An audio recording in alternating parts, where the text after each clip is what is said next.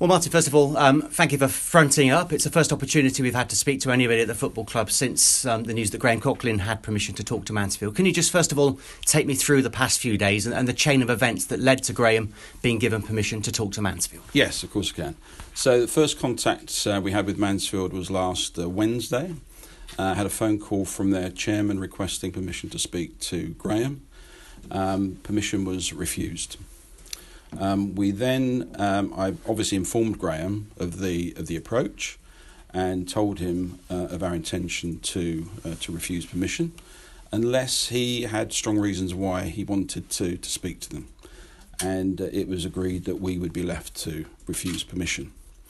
Saturday morning, I received an email from the Mansfield Town Chief Executive asking again for permission to speak to Graham.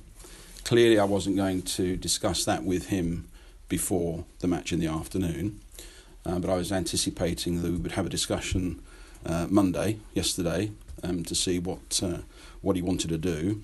To me, it seemed quite clear that given that we'd got a second approach from Mansfield, there was probably more to it than originally met the eye, and that there was a probability that Graham had an interest in going to Mansfield. Which obviously we know has been the case. So I spoke to Graham after the game. Obviously I was extremely disappointed after the fantastic performance that the boys put in at Ipswich. Spoke to Graham's agent and agreed that we would give permission for Mansfield to speak to him, which is what's happened. So clearly, did Graham want to talk to them as early as Wednesday, or was it only after a bit of thinking time that perhaps he changed his mind? It wasn't my impression on Wednesday that he wanted to speak to them. But I know how these things work in the background. There may well have been contact between the club and Graham's agent, whereby they were discussing terms, etc. Who knows? I wasn't privy to that. I'm only guessing. But the driver, I think, for Graham is that he's been away from his family during the working week now for 10 years. And it must be grinding to go back on a Sunday or a Saturday night to Sheffield, where he lives, where he's still got a young family, to only see them a very short period of the week. So I do understand why the opportunity to join a club that's much nearer to his home was attractive to him.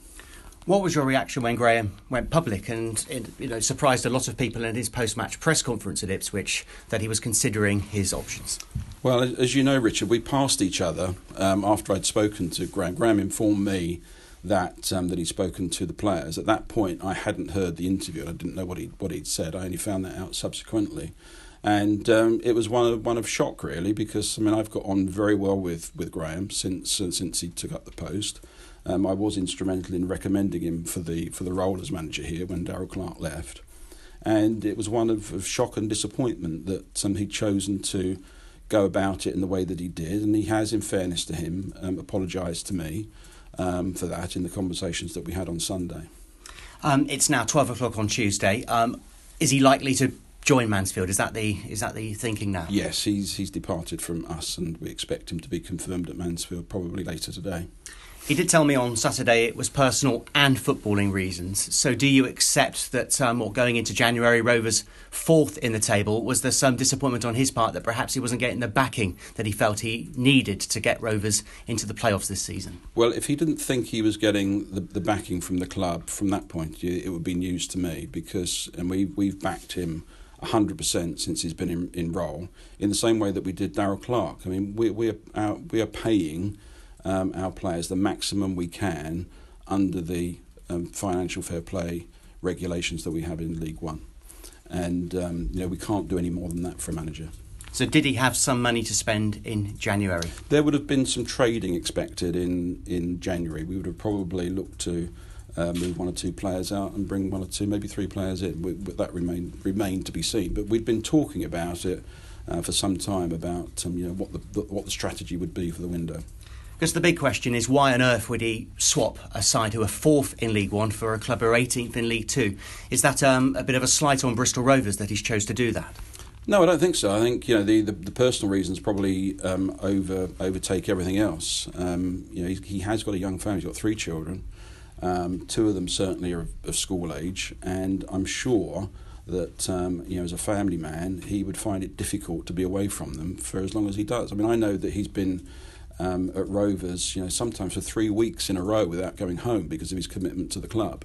And that's the sort of guy he is. I've got nothing but praise for the job Graham has done here. I've got complete respect for the guy. I'm disappointed with him leaving, but he and I will remain friends. And I don't think it's a slight on Bristol Rovers at all. I think, I'm not in his head, so you'd have to ask him exactly why he's decided to go. But there are frustrations at every single football club. In terms of resources and facilities and that sort of thing. There isn't one that doesn't have some frustrations in some form or another. But Graham knew that, and he'll get exactly the same at Mansfield. He'll have frustrations at Mansfield as well. But with respect, if he felt he had half a foot in the Championship, he probably would have been persuaded to stay, wouldn't he? Well, I don't know. You'd have to ask Graham now. Opportunities to go and work at clubs near where you live do not come up every day, as we know. And even when they do come up, you don't know whether you're going to be successful in getting it. So it is sort of a bird in the hand, isn't it? If you've got the opportunity to go and work close to home, I think that's a powerful driver.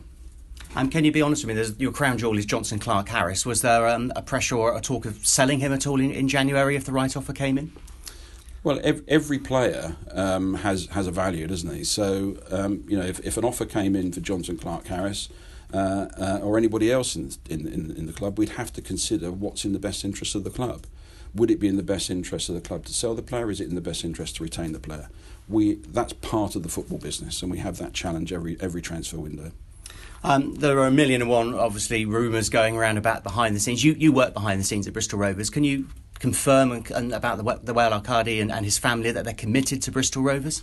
Yeah, absolutely. I've got no reason to say otherwise. I mean, they continue with their commitment. I mean, you all know Whale Arkadys is a very, very passionate man about football and about this football club. So, we're disappointed Graham's gone, but the world moves on, and we'll continue to try and maintain consistency and continuity for the players, and hope that we can stay in playoff positions and stay in contention. Are the Arkadys family looking to sell Bristol Rovers?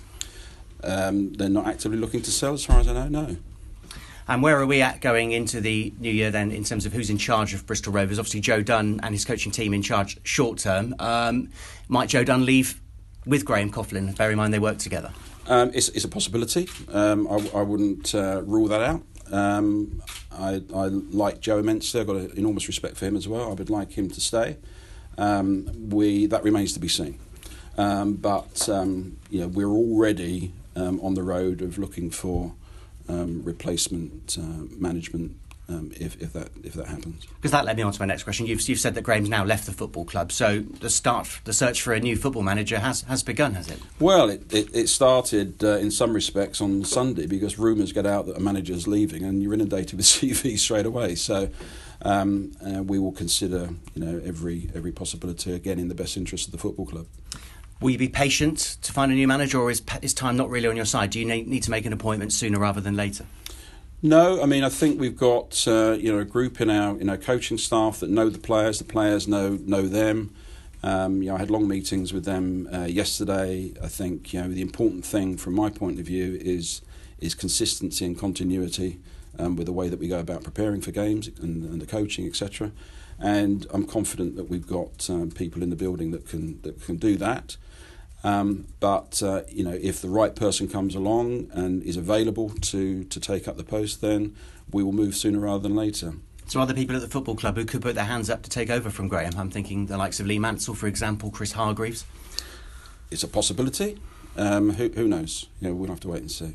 But at the same time, if you get someone with experience and good pedigree at this level, then you'd have to seriously consider that as well. Not ruling anything in or anything out, Richard, yeah. We'll see. When would you like to make an appointment? Well, I mean, ideally I'd like to make an appointment before the weekend, but I think that's pretty unlikely. We have to be realistic about this sort of thing, and we'll just have to wait and see. Other business, the training ground, are we still where we're at with that? No progress since we last spoke to Whale in the summer? Yeah, there's no update on that at all, no. And what about the stadium? There was talk of the fruit market in the summer. Is there any news you can give fans about a possible new site for a stadium? No, there isn't. I mean, I haven't been involved in that to any great extent. I I'm here really to do the operating of the football club, and those plans for stadium and training ground have stayed out of my remit largely up until now. But there's no update on either of those that I'm able to give you. So at 5 o'clock on Saturday, there were about 900 fans at Pullman Road who were on top of the world, and I think they were starting to genuinely believe that their football club could get into the playoffs. Then there was the bombshell of what's happened with Graham, and I guess they're just questioning where we're going with the football club and how far Bristol Rovers can go. What's your message to supporters listening to this interview? Well, I joined this football club with a view to getting promoted into the Championship. I've been with 3 professional clubs before now and been promoted with each one. And I like to be working in an environment which is progressive and is capable of success. And I still believe that's a possibility here. Thank you.